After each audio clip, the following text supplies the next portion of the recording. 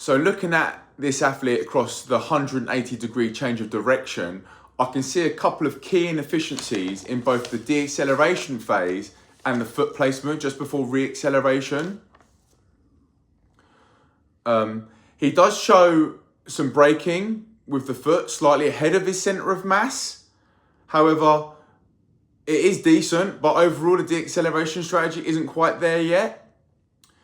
For me, the main issue is he's not lowering his center of mass earlier enough into that deceleration phase and through that penultimate to final step transition. If you can just see here, I'm going to play. I think he could get a bit lower like here. And then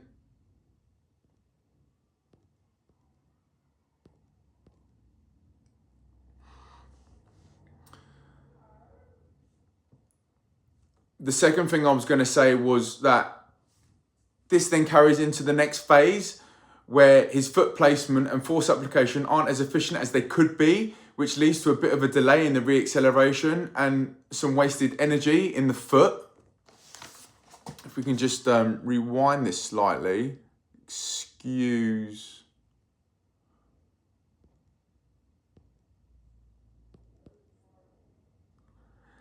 See that toe off there, in the Vivas last summer, we used an external cue, toes to grass, heels to sky, and that obviously promotes a nice forefoot into the ground, nice stiffness through the ankle, decent coil, and obviously the heel facing the sky, so the foot's nicely upright. And obviously there, this isn't. He's pushing off that toe off phase and accelerating the opposite way after he's changed the direction.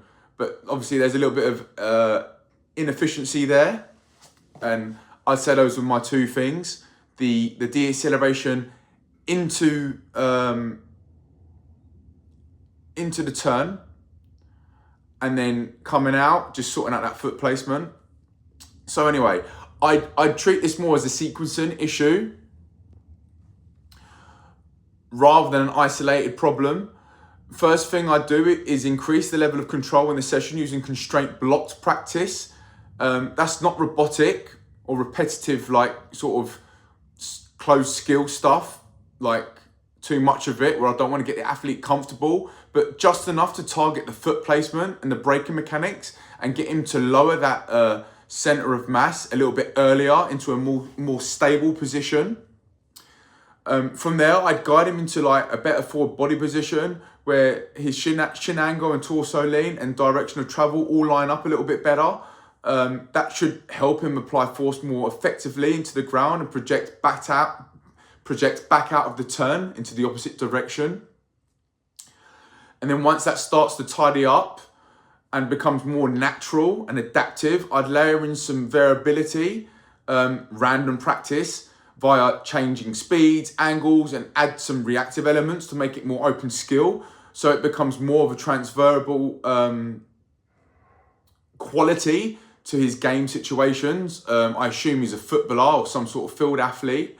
And overall, I'm using constraints to shape the movement without overcoaching positions and just letting him find more efficient solutions that actually transfer to his performance.